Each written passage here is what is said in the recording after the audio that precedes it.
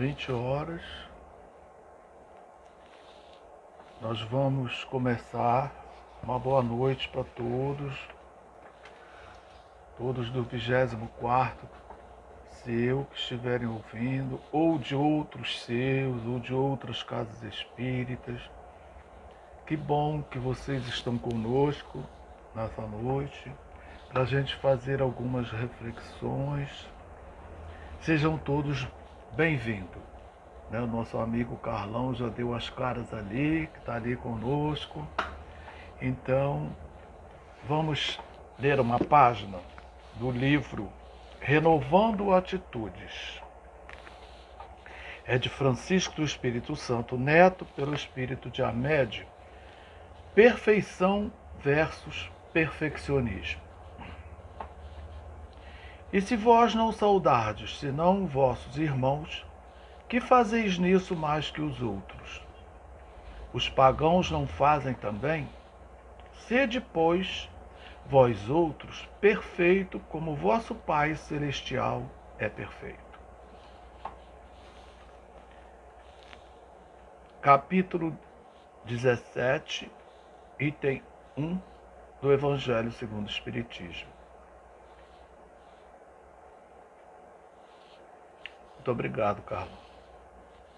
As tendências ao perfeccionismo têm raízes profundas e escondidas, revelando às vezes um grande medo indefinido e oculto. A diferença principal entre o indivíduo saudável e o perfeccionista é que o primeiro controla sua própria vida, enquanto o segundo é controlado sistematicamente por sua compulsão pertinaz. Trazemos como somatório de múltiplas existências crenças negativas de que o vosso valor é medido por nossos desempenhos bem-sucedidos e que os erros nos rebaixariam ao merecimento como pessoa. Daí as emoções desconexas de medo, de desagrado e de punição. Como exemplo, pensamos inconscientemente que fomos imperfeitos e falhos. As pessoas não vão mais confiar em nós, ou jamais teremos sucesso na vida. O transtorno dos perfeccionistas é não aceitarem como espíritos falíveis, não aceitando também os outros nessa mesma condição, tentando assim agradar e corresponder às expectativas de todos. Às vezes, os perfeccionistas podem até pensar, mas não admitem. Se eu fracassar, vão me criticar.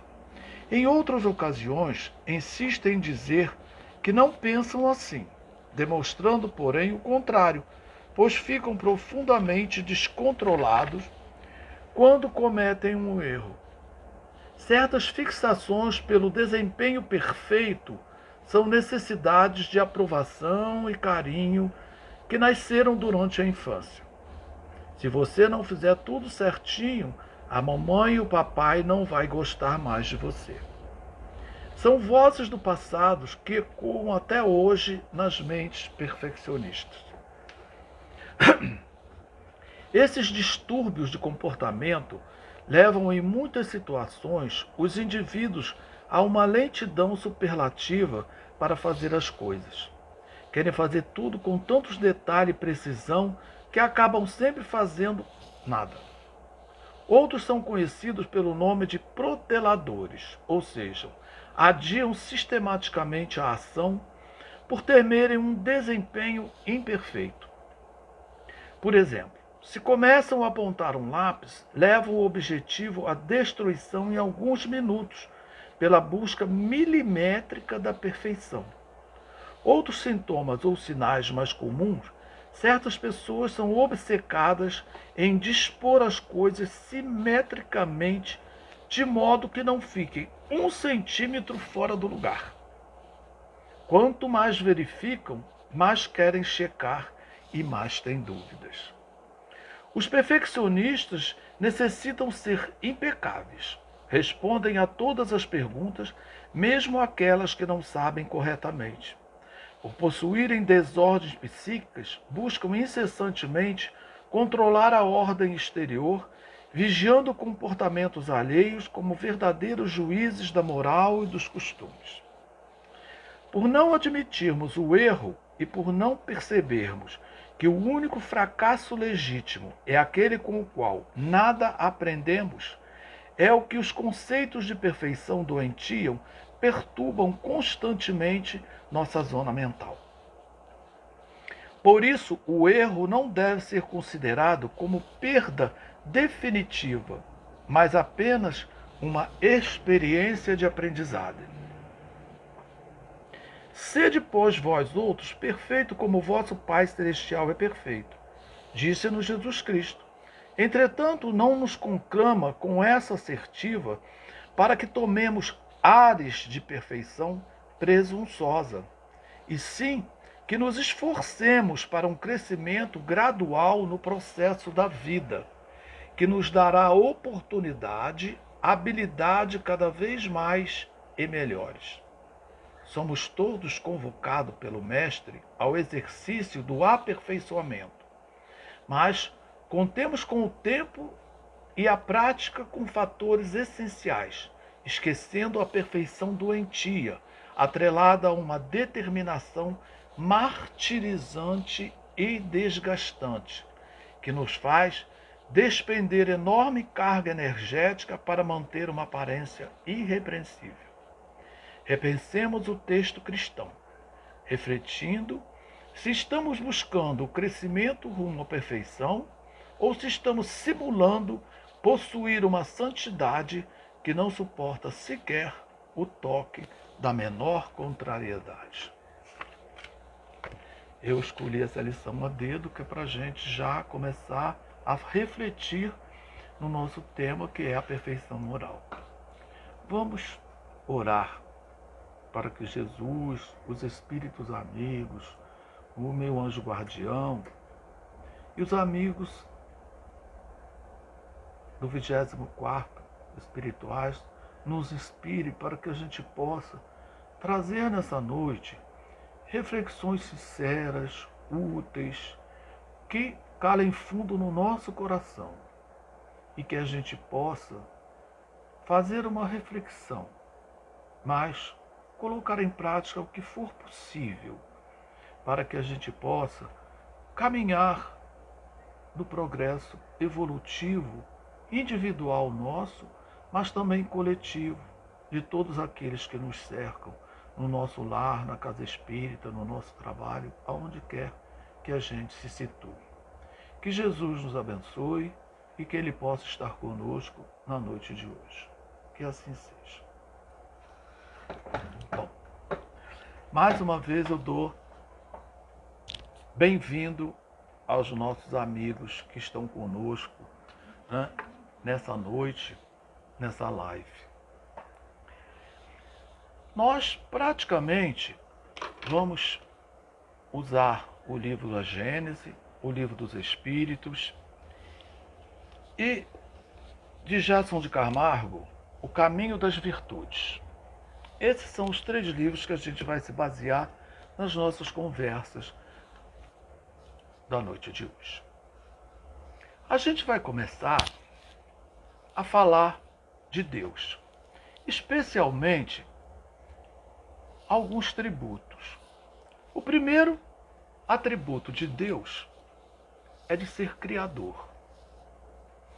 Tudo no universo a gente sabe que é criado por Deus.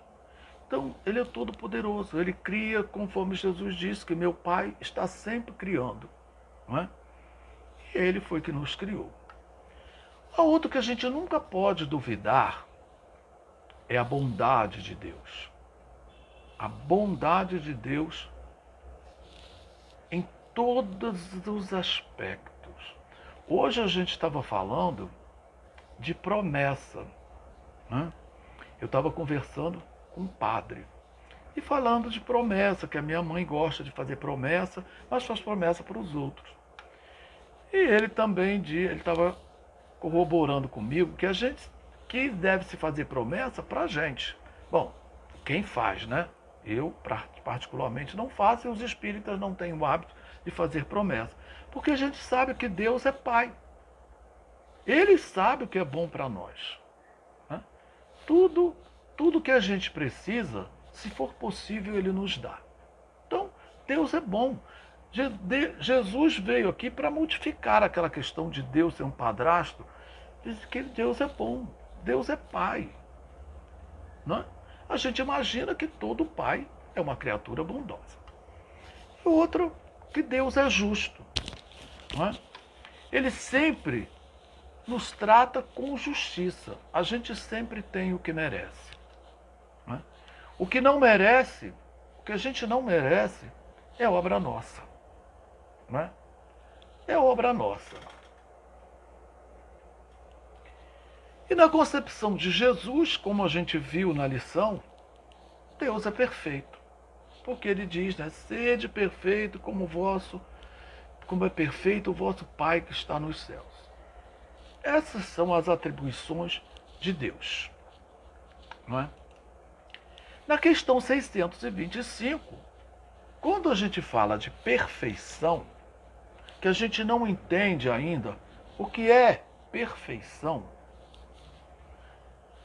na pergunta 625 do Livro dos Espíritos diz assim: qual o tipo mais perfeito que Deus ofereceu ao homem para lhe servir de guia e modelo? A resposta é simples: Jesus. Quando a gente quer imaginar uma criatura perfeita, a gente tem que imaginar Jesus. Está lá no nosso Livro dos Espíritos. Quando a gente estava falando desses atributos de Deus, é porque a gente não pode conceber, né, que Deus ia criar seres inteligentes e sensíveis, como nós somos, para depois lançá-los no nada. Depois de tanto sofrer, de passar por tantas provas, tantas expiações, né, Deus ia nos criar para um dia tudo isso acabar. A teoria materialista. Né? Como se nós fôssemos tudo, o corpo, as nossas células, esse montão de células que nós somos. Né? Como se Deus só criasse o espírito para uma vivência. Então, Deus criou os espíritos. E deu aos espíritos uma intuição, que todos nós temos uma intuição de que não vamos morrer. Só o corpo. Embora tenha gente que acredita que vai morrer, que até cometem suicídio. Mas no fundo, sempre tem uma intuição da imortalidade, da sobrevivência e principalmente da sua individualidade como espírito. Não é?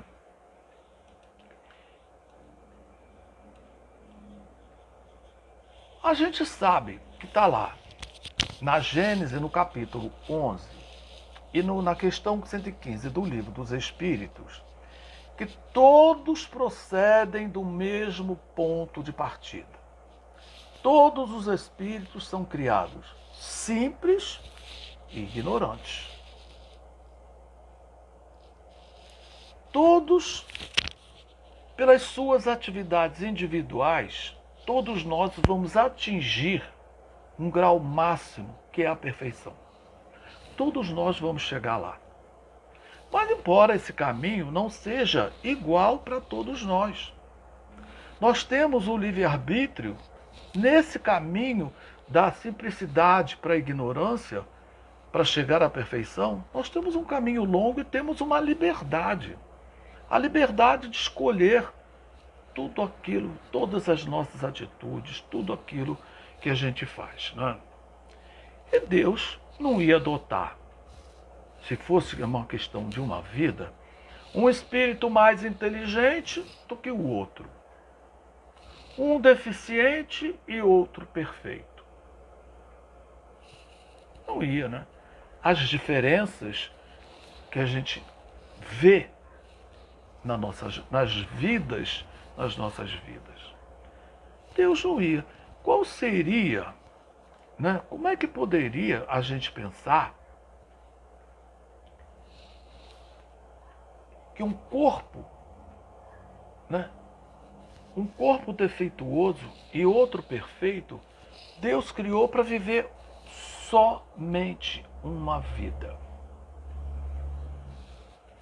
Nós sabemos que o corpo é a veste do espírito. E esse corpo é o objeto de trabalho do espírito para ele desenvolver as suas faculdades, as faculdades que Deus nos deu. Então, nós somos espíritos e temos um corpo. Se numa vida só, a gente está falando de uma vida, a gente vê essas diferenças e a gente seria uma injustiça de Deus, por isso que eu dei lá, né, os atributos divinos. Dentro da justiça divina, uma vida só, para esses espíritos, um melhor do que o outro, um mais doente do que o outro, um com saúde, o outro não, seria injustiça divina.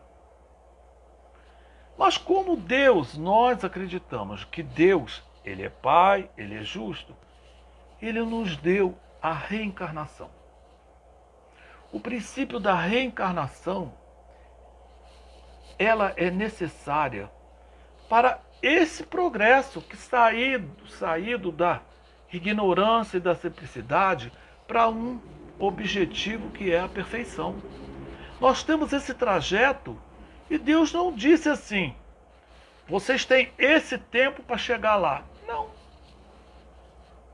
Olha só com a bondade divina. Aí vem por que Deus é bom. Porque Ele disse assim, vocês têm uma meta, que é a perfeição. Todos vão chegar. Todos. Todos nós vamos chegar através do aperfeiçoamento por nós mesmos. Uns vão mais depressa, outros vão demorar mais. Nesse caminho todo. E a gente vai tropeçando, caindo, levantando e vamos cumprindo esse trajeto. Mas a gente às vezes pensa que já estamos perto da perfeição. Orgulhosos que somos, não estamos. Os espíritos dizem para nós que nós estamos mais para o princípio do que para o objetivo, para a perfeição. Então, se eu costumo traçar uma reta assim: simplicidade, ignorância e a perfeição. Aí chega no meio. Se o Espírito diz que nós estamos mais para o princípio, Nossa Senhora, nós ainda não chegamos na metade. Nós ainda não chegamos na metade. Nós ainda temos muitos caminhos a percorrer. Muitos caminhos a percorrer. E o tempo, né? O tempo é aquele que a gente quer. E outra coisa, seria uma injustiça que espíritos que a gente soube que viveram na barbárie, espírito primitivo, e a gente hoje lidando com internet, com tantas coisas, né? Tantas coisas modernas, aqueles espíritos não tiveram a mesma oportunidade que nós. Tiveram vidas muito mais difíceis do que a que nós temos. A gente acha que a nossa vida está difícil. Tá. Mas a gente vê antigamente as nossas mães lavando roupa, algumas lavando roupas no rio, batendo na pedra. Hoje tem máquina de lavar. As nossas mães esquentavam a barriga nos fogões de lenha. Tínhamos que buscar lenhas para botar nos fogões. Hoje é fogão a gás, né? Limpo sim, está tudo limpo. As panelas, não sei se vocês já foram no museu, umas panelas pesadas de ferro, de pedra, que as nossas mães, as nossas avós utilizavam. Hoje são panelas de alumínio, né? Hoje tem o micro-ondas que cozinha, tudo muito mais fácil. Coitada daqueles espíritos que viveram há muito tempos atrás, não é? Poxa, olha a injustiça divina se a gente tivesse uma vida só?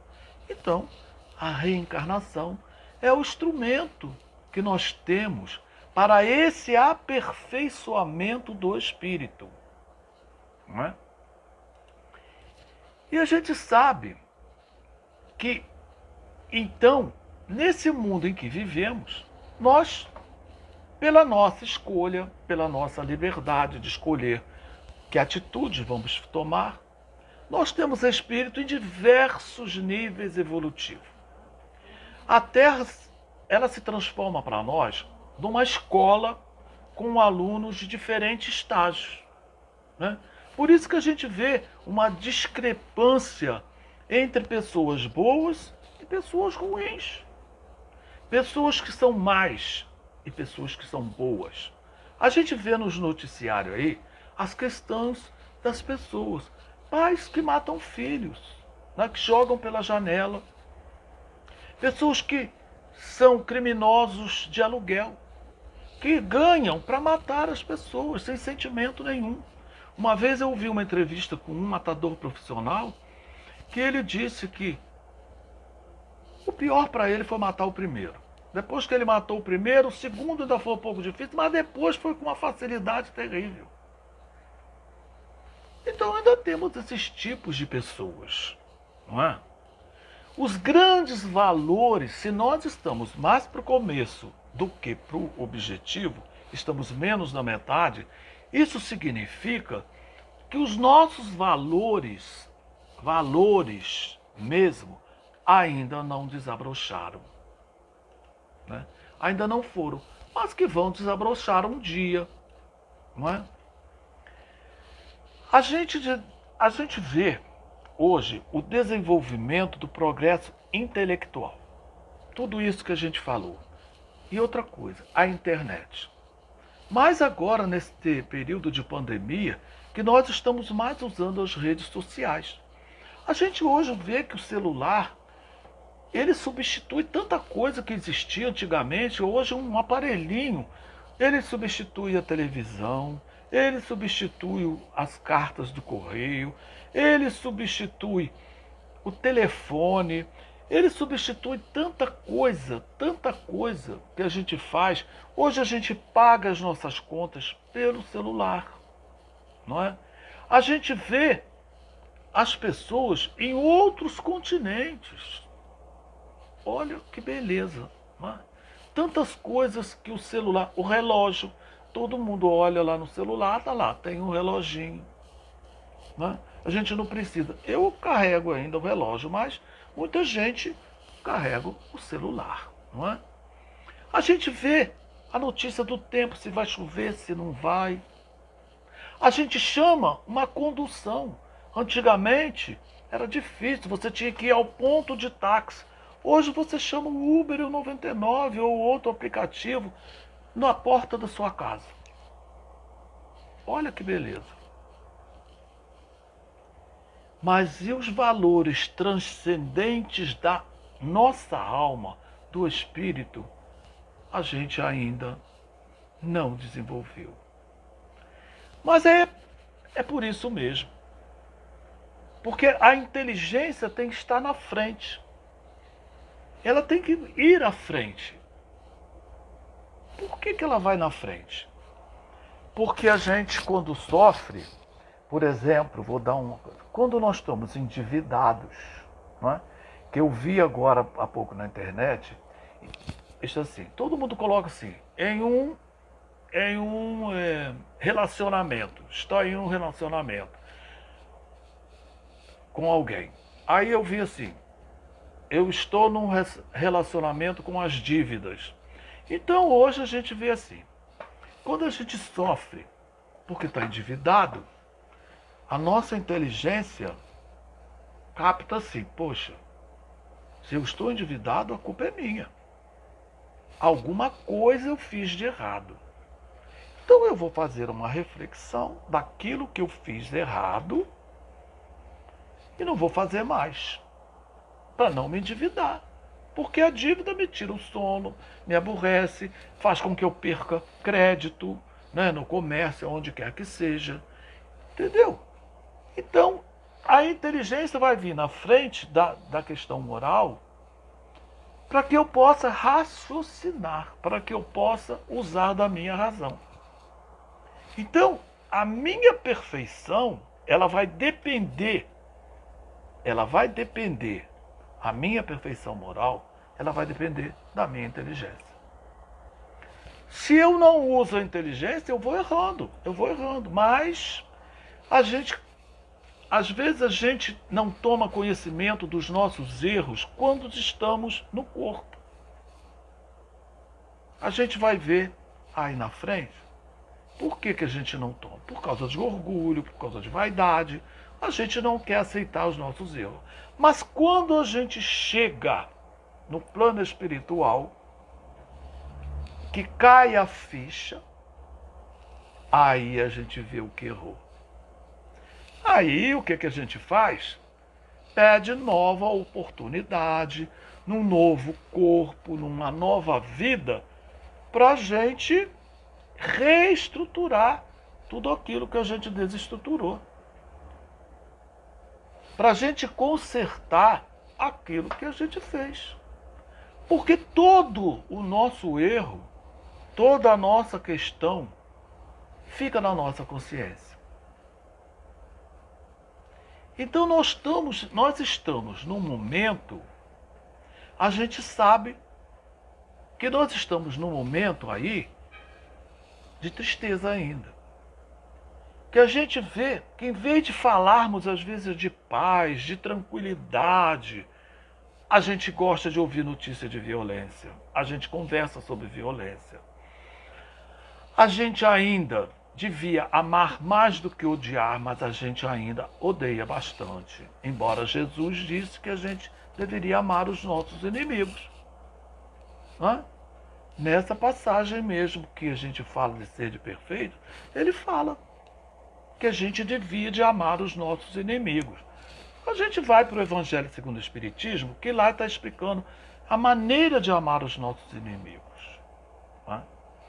Deveríamos ser bons. A gente devia todo dia na hora de acordar, a gente dizer assim, que Deus me ajude a ser bom, que ponha bondade no meu coração. Mas não é isso que a gente acontece conosco. Né? A gente ainda faz maldade, a gente fala da vida dos outros, a gente coloca uma pedrinha para os outros tropeçar, a gente ainda faz algumas vingançazinhas pequenas porque a gente faz.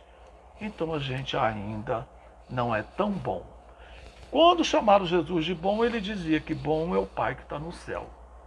Então a gente imagina nós que estamos do princípio, em vez de estarmos com a perfeição. Deveríamos ser solidários mais do que egoístas. A pandemia veio para a gente exercitar essa solidariedade, a fraternidade. Quantas pessoas a gente viu que assumiu o seu egoísmo, ficou dentro de casa sem ajudar a ninguém. Nada, ajudava nada.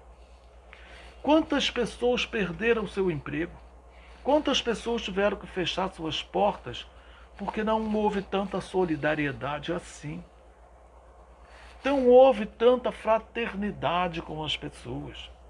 Nós, no Centro Espírita, nesse período de pandemia, dobrou as nossas cestas básicas, porque nós não paramos de atender. Dobrou. As doações continuaram, muita gente boa ainda continuou enviando cesta básica, algumas coisas, e a gente ia lá no centro para receber. Íamos de máscara e tudo, recebíamos as cestas básicas. Fizemos um programa de atendimento de horário. Um chegava às 2, outro chegava às 14h15, outro chegava às 14h30, para que não houvesse aglomeração. Mas não deixamos de atender. Porque a pandemia, eu acho que ela veio exatamente para a gente fazer uma reflexão das nossas atitudes. Quem não fez ainda está em tempo de fazer, né? De sermos mais atenciosos e menos indiferentes.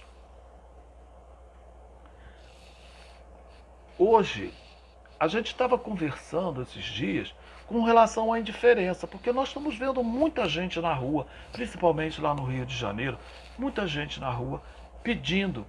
Eu fui a Maceió agora, e Maceió tem senhoras com crianças nas portas de farmácia, na porta de banco, na porta de mercado, tudo pedindo. Não é? E não é possível você ver uma senhora já idosa com crianças. Você não tem que ficar assim, tá usando, tem gente que dá uma desculpa assim, tá usando as crianças para pedir, tá nada, tá desemprego mesmo. Aqui na minha família tem gente desempregada, que a gente tem que ajudar, tem filhos que estão desempregados, que eu estou ajudando. Então nas outras famílias também tem a mesma coisa. E é impossível que você olhe para aquela pessoa com indiferença ou acredite naquilo que as outras pessoas dizem. Tem muita gente que está aproveitando. Se ele está aproveitando, é um problema dele. Mas a gente se dói. Igual eu vi um senhor abrindo um saco de lixo na porta do restaurante, pegando uma coxinha já pela metade e comendo. Isso dói. Isso dói. E mais dói ainda a gente saber que aquilo é uma prova, porque os restaurantes, era domingo já de muito tarde, não tinha restaurante nenhum, não tinha nada mais aberto.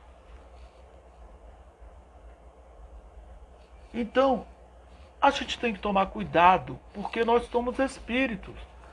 O aperfeiçoamento nosso é para o espírito, por isso que a gente reencarna. E a gente também tem que ver que no Livro dos Espíritos diz que nós somos responsáveis pelo mal que acontece porque a gente não faz o bem. Às vezes a gente deixa de fazer o bem e aquela situação se torna um mal. Então, nós somos responsáveis por isso, tá? E a gente sabe que a gente precisa passar por um processo que se chama educação espiritual. Existe uma educação intelectual, que é aquela que se aprende nas escolas, que se aprende nos livros, que se aprende de todas as maneiras. Mas existe uma educação espiritual que a gente precisa, para que a gente saia daquela posição de mais para o princípio para ir para o objetivo. Pelo menos chegarmos no meio, né? E essa renovação social só se fará através dessa educação. A gente precisa erradicar essa ignorância espiritual que está lá no nosso princípio. Somos simples ignorantes. Essa ignorância a gente tem que erradicar das nossas vidas, erradicar das nossas comunidades, erradicar do nosso lar, da onde quer que seja. A gente tem que começar a educar os nossos sentimentos. Porque isso é a educação dos sentimentos que vai fazer com que a gente se aperfeiçoe moralmente. A partir do momento em que a gente começar a se preocupar com essa educação espiritual, o nosso mundo vai mudar. Não é? A gente tem, no livro diz que, olha só, todo país tem a sua Constituição. Todas as instituições, como as nossas casas espíritas, têm os seus estatutos. A gente tem que viver de acordo com a Constituição do nosso país. A gente tem que viver de acordo com as instituições, com os estatutos das instituições que a gente frequenta. E muitos, na sua própria casa, colocam regras, como eu sempre coloquei regras na minha casa. Por exemplo, os meus filhos, durante a semana, tinham que chegar até 11 horas da noite.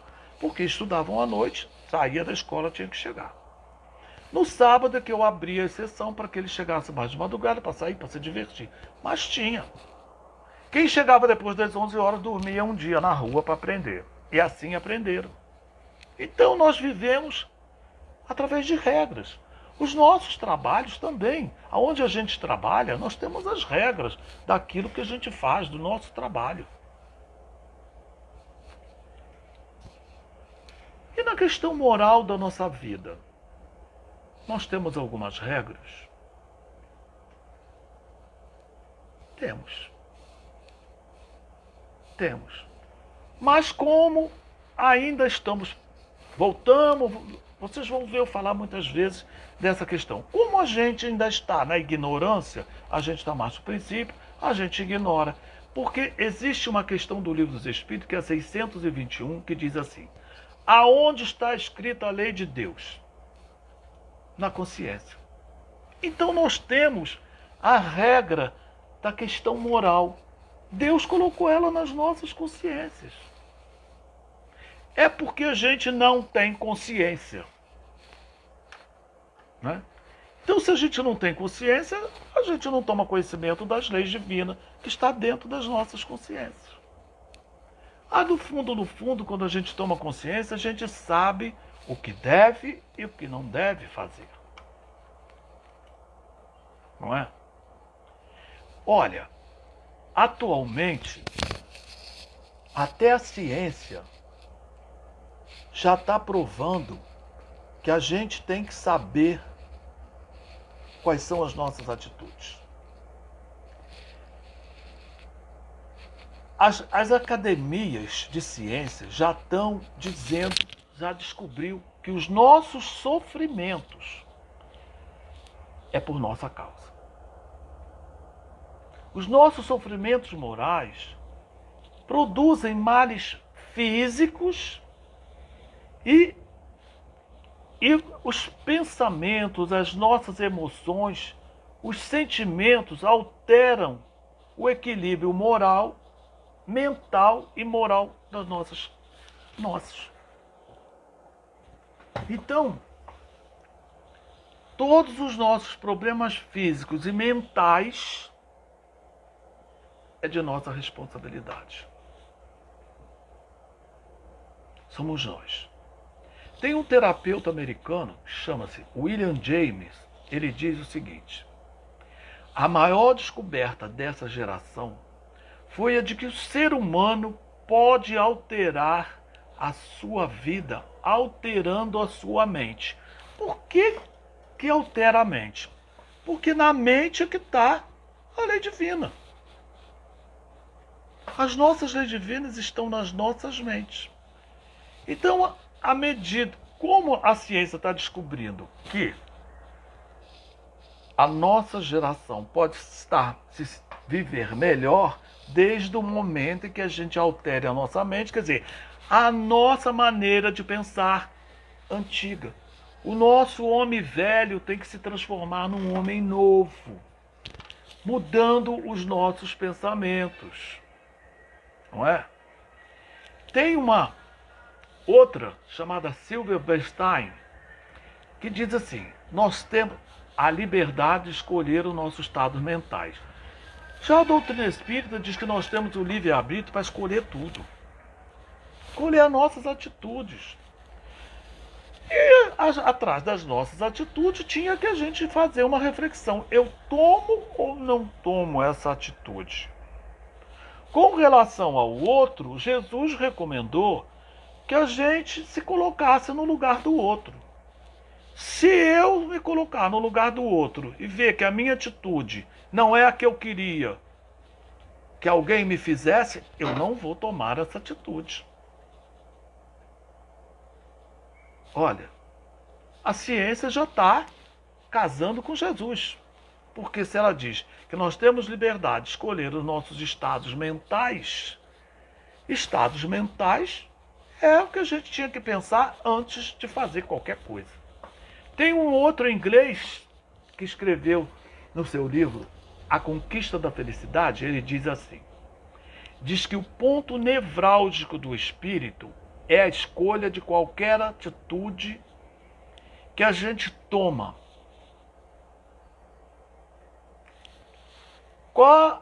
O ponto nevrálgico do espírito é a atitude que a gente toma. E ele ainda diz mais, ainda falam muito mais, muito mais, né? No nosso espírito, na nossa mente, o que fala mais alto ainda são as mágoas, os orgulhos, o egoísmo, os desejos desenfreados, que hoje a mídia, a gente fica desesperado aí com tantas coisas que oferece pra gente e a gente quer comprar tudo, depois se endivida. Aquilo que eu disse. O pessimismo, olha, hoje é difícil você não ver uma pessoa pessimista. Nossa Senhora. Tá falando aí dessa onda de novo vírus que vai vir, dessa mutação. Já tá todo mundo ficando de novo dentro de casa, todo mundo desesperado, todo mundo já com medo das outras pessoas. Olha o que isso traz de transtorno físico e mental para cada um de nós. Vamos ser otimistas, vamos achar que as nossas vacinas vai nos imunizar. Que se a gente tiver, vai ter um pouquinho, como se fosse uma gripe, alguma coisa. E hoje eu vi numa internet que já apareceram 2 medicamentos que amenizam o Covid-19. Lógico que a ciência está aí descobrindo, tentando descobrir alguma coisa. E a gente está vendo lá no livro, no rumo do mundo de regeneração, os espíritos dizendo para nós que só estão desencarnando aqueles espíritos que estavam programados para isso. Está lá no mundo de regeneração. Psicografia de Divaldo Franco. E as questões mal resolvidas, que a gente fica empurrando com a barriga, não vou resolver isso hoje. E aquilo vai virando uma bola de neve, amanhã vai estar muito mais. Tenta resolver hoje. Mas não se estressa. Se não conseguir hoje, tenta para amanhã. Escreve, pede ajuda, faz alguma coisa. Para que a gente possa viver num clima sem estresse. Né? Tudo isso é que a gente tem visto aí fora. Contra essa pobreza material e espiritual, a gente precisa resgatar valores espirituais. Como que a gente resgata valores espirituais? A doutrina espírita está aí para isso. Nós, acredito que estamos falando para espíritas, nós temos a doutrina espírita que nos ensina. Porque Jesus veio e ensinou. Mas a gente naquela época não tinha condições de compreender. E ele disse que com pena da nossa ignorância, ele disse assim, eu vou enviar um consolador. E mandou um consolador, que é a doutrina espírita. E dentro da doutrina espírita está lá o seu evangelho muito bem explicadinho. As suas parábolas, os seus ensinamentos, tudo explicado. Se não está no Evangelho segundo o Espiritismo, nos livros, está no livro de Chico, através de Emmanuel, de Divaldo, através de Joana, através dos livros de Raul Teixeira, de outros. Está lá explicado. Os ensinamentos do Cristo, atualizados para nós agora. O que nós estamos esperando, né, para colocar esse foco na nossa vida? Esse foco de atenção, para mudar as nossas energias, mudar o sentimento de dentro do nosso coração. Nós temos que buscar. Nós estamos e estamos nas casas espíritas e temos a doutrina espírita. Além do mais, as casas espíritas que estão fechadas estão aí com grandes oportunidades, lives maravilhosas de companheiros nossos, não de Vanderlei assim, mas de Divaldo, de outros espíritos, de outros espíritas que estão aí trazendo para nós consolo, explicações da doutrina, como que a gente deve aprender a viver nesse período de dificuldade. Está aí para todos nós. Tem dificuldade com a internet? Pede para uma criança, pede para alguém que ensina. Pede pelo menos para colocar de uma forma que você possa ver. A minha mãe faz isso. A minha mãe, a gente manda no zap dela, ela vai lá. Manda no Face, ela clica e ela assiste. Ela não só assiste da Igreja Católica, porque ela é católica, como ela assiste do Espiritismo. E é tão engraçado que ela assiste do Espiritismo que um dia, esses dias agora, o padre, num sermão, eu estava lá com ela, aí o padre falou assim: gente, não existe reencarnação, é ressurreição. Ela automaticamente ela falou assim: bobo, padre bobo. Olha só, ela já acredita, ela é católica, mas ela já está acreditando na reencarnação. De tanto ouvir nossas palestras, de tanto estar conosco, de tanta gente conversar com ela, né? O nosso mundo está precisando de espiritualidade, de respeito, de amor ao próximo, da gente adentrar para dentro de nós, buscar os nossos verdadeiros sentimentos que lá estão. A gente tem um sentimento do lado de fora porque a gente não quer mostrar para os outros que eu sou bonzinho, porque quem é bonzinho é bobinho. A gente não deixa fluir os nossos verdadeiros sentimentos, porque a gente às vezes está preocupado com o que os outros vão dizer. Ah lá, Vanderlei é bonzinho, ele é bobinho, coitadinho. Qualquer um faz ele de bobinho, bate lá na porta dele, ele atende. Não, nós temos que interiorizar a nossa razão para buscar o sentimento que está lá. O mundo está precisando disso, de bons sentimentos, de espiritualização, de você pensar que você é um espírito em aperfeiçoamento, não só da sua inteligência, mas da sua questão moral, do seu amor ao próximo. O que é moral? A moral está lá, na pergunta 629 do Livro dos Espíritos. A moral é a regra de bem proceder. Isso é, distinguir o bem do mal. Está lá assim: funda-se na observância da lei de Deus. Olha, observância da lei de Deus. Aonde está a lei de Deus? Nós já conversamos, está dentro da nossa consciência. Desde que a gente faça, antes refletir as nossas atitudes, a lei de Deus está aqui. Se não bastasse a lei de Deus, tem o nosso anjo de guarda que ele deve acionar lá dentro do nosso pensamento, do nosso cérebro, alguma coisa que vai servir para aquele momento. Os nossos amigos espirituais também, através da mediunidade que nós temos. Os espíritos amigos vão nos auxiliar, Deus os colocou ao nosso redor para nos auxiliar. Todos nós somos médiums, todos nós temos esse auxílio, todos nós, quando a gente coloca a espiritualidade acima de tudo. Quando a gente está lá, na observância da lei de Deus. O homem procede bem quando faz tudo pelo bem de todos, porque aí ele cumpre a lei de Deus. A consciência que a gente tem de si mesmo confere a nós a capacidade de julgar as nossas ações. É essa característica que a gente dá o nome de consciência moral. É a gente mesmo julgar as nossas atitudes. Será que isso que eu vou fazer é bom? Será que é ruim? Será que isso é mal? Será que não é? Nós temos que ter uma consciência moral. E assim a gente vai nos tornando espírito espiritualizado.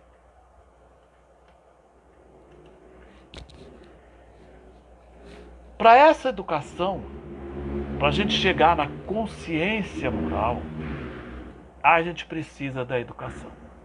Na questão 917 do Livro dos Espíritos diz assim: a educação convenientemente entendida constitui a chave do progresso moral. Educação convenientemente entendida? Que educação é essa? Educação moral. É essa educação moral.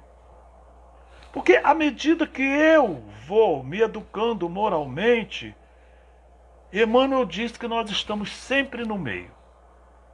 A gente tem que aprender com alguém e alguém está atrás da gente aprendendo conosco. Aonde quer que a gente esteja utilizando essa educação com carinho, falando bem com as pessoas, tratando bem as pessoas, não sendo indiferente, as pessoas estão prestando atenção. E assim, elas também vão nos imitar. Elas vão nos imitar. Na questão 909 do Livro dos Espíritos também tem assim: o homem poderia sempre vencer as suas más tendências pelos seus esforços. Aliás, é uma pergunta, né? O homem poderia sempre vencer as suas más tendências pelos seus esforços? Aí a resposta: sim. Algumas vezes por fracos esforços. É a vontade que lhe falta. Olha, então falta para nós nos esforçarmos. O Evangelho segundo o Espiritismo diz que o verdadeiro espírito é aquele que se esforça para domar as suas más inclinações. Ora, nós já temos a indicação. Verdadeiro espírita, que é o verdadeiro cristão, que é o seguidor do Cristo, é aquele que tenta domar as suas más tendências.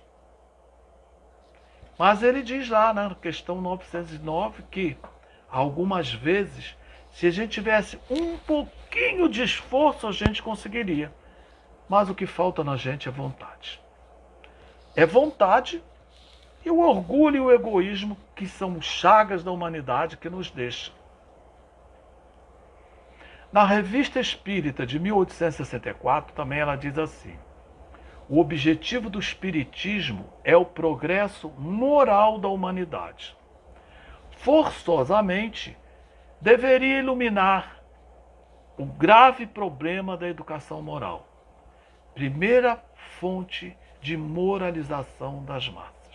Então, a educação moral é que vai fazer com que a gente chegue a esse objetivo, que é a perfeição moral.